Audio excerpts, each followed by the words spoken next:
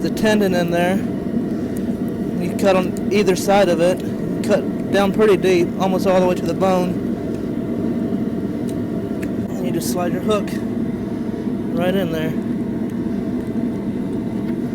You don't want to cut that tendon or you'll have some issues.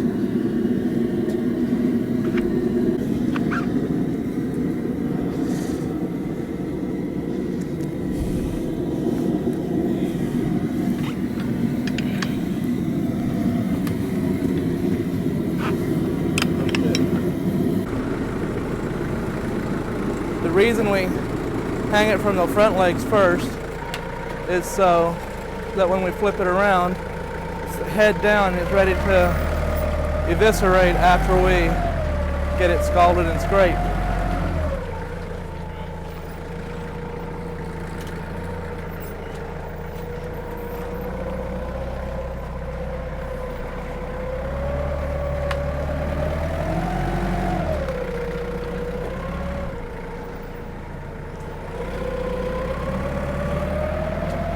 Jeremiah's been doing a real good job with the water temp today.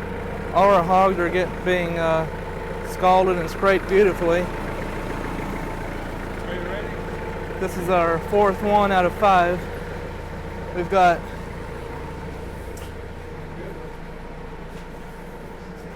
three more hanging in here, chilling, ready to be cut up tomorrow.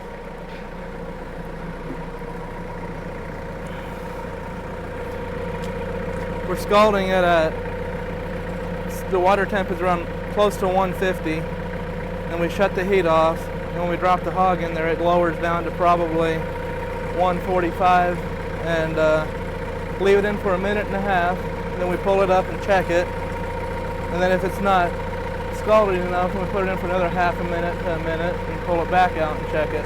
Sloshing it around so all the hot water gets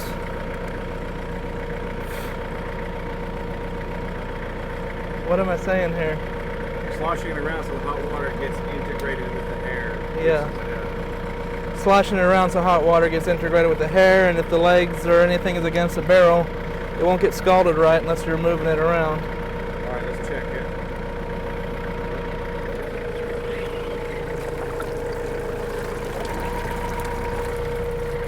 A little bit more. A little more.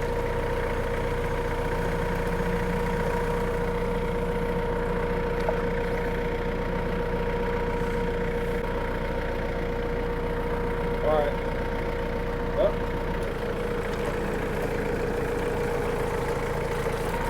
When we were scraping the other side, I was giving commentary and stuff, and I forgot to turn my mic on.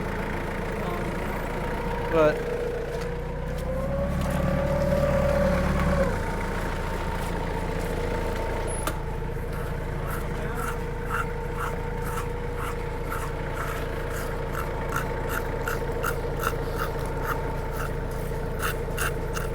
you can come up and get some close-ups if you want, right where the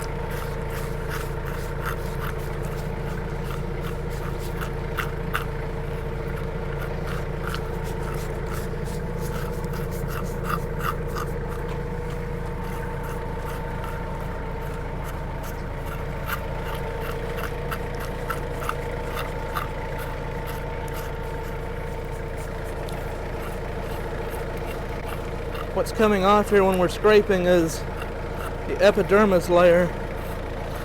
It's got most of the skin attached to it, and whatever hair doesn't come off with that, we'll shave it off with a knife or singe it off with a torch. No, just cut it off.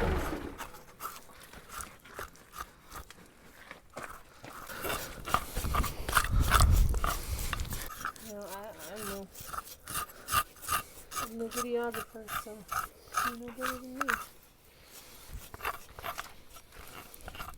And besides, Jeremiah will make it look good. Like, you know, he's over there doing it the right way. Don't do me. We don't want to embarrass Jared.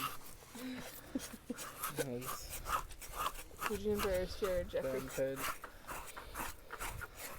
And we're actually the real bearded butchers. The other bearded butchers are imposters. Did I cut you? You tried. I'll come somewhere else.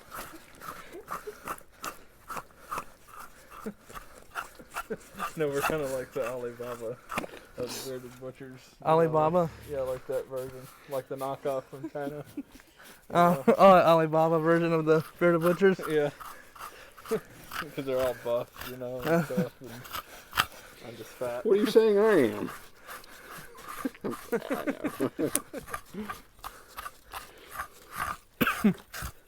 Oh, I am fat. Marriage kind of does that to you, doesn't it? Yeah, I'll blame it on that. Sure, it happened before that, but it's women. That's what it is. Don't tell my wife I said that. That women what? Make you fat. Women Yeah. You know, you're either stress eating or they're really good cooks.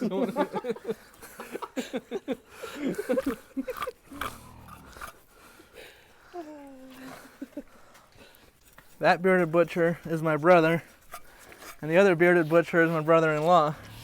This is actually Jeff from my Jeff stories in my first two videos, or my second and third videos. So you need to go back and check those out.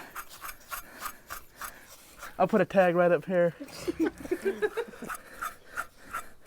Once the statute of limitations is up, you can start telling really good stories.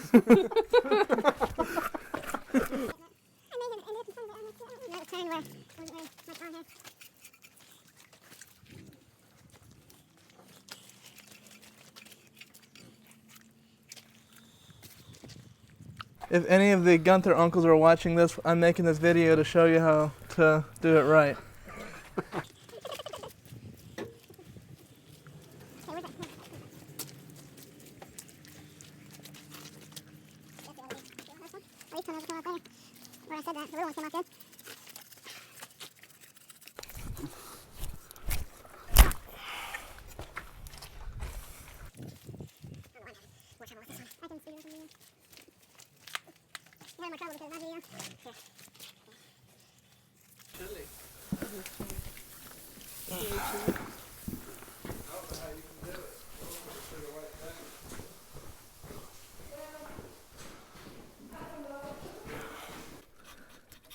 So I start with cutting out the bung and the lady parts, cutting on both sides. And I keep my knife pointed away as I'm going around to make sure I don't cut into it. But you don't want to go too wide because you'll cut into the hams. You can just kind of see what the connective tissue is in there. You can actually put your hand in there and just kind of rip a lot of that loose.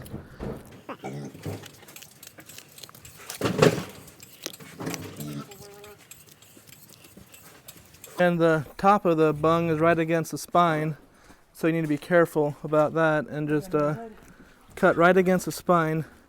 Try not to cut into the bung.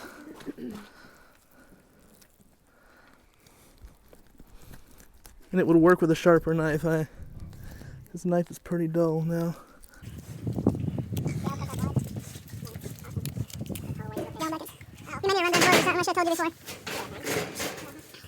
Well, once you get it all loosened up like this, just leave it hang there and Jeremiah will do his thing on the other side.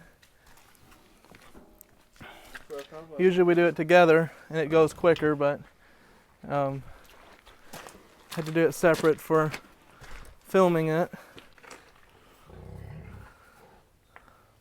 So he cuts all the way through up top because there's no danger of hitting anything critical.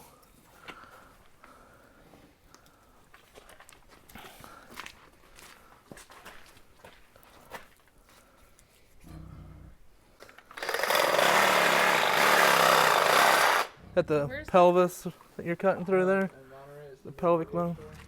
Now if I did my job properly, you should be able to pull the bung right out of there. I did it good enough that it could be done. Then he puts his hand on the inside when he cuts down so he doesn't go and cut into the intestines. And his arm keeps the intestines pushed in, keeps it from falling out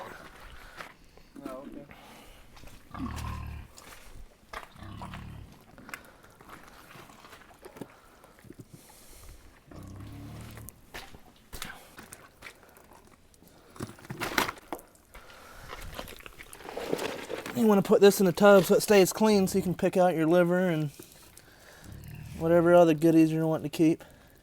And you don't want to hit the gallbladder. It's not the end of the world, but better not to. Heart. And the lungs that are still left in there.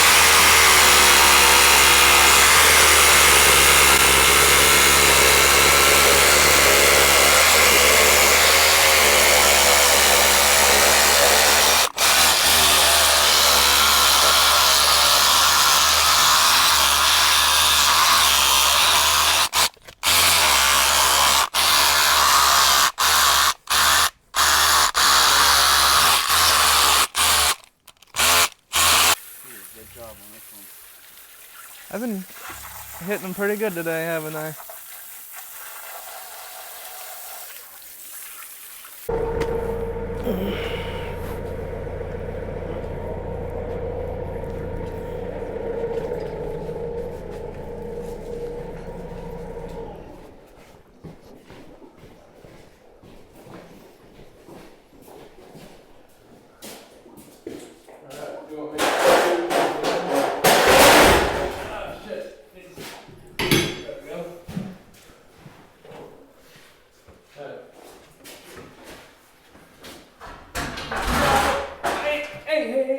Go up. What?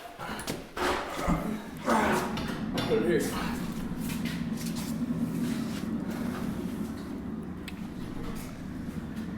is where all the heads are going. It looks like the torture chamber.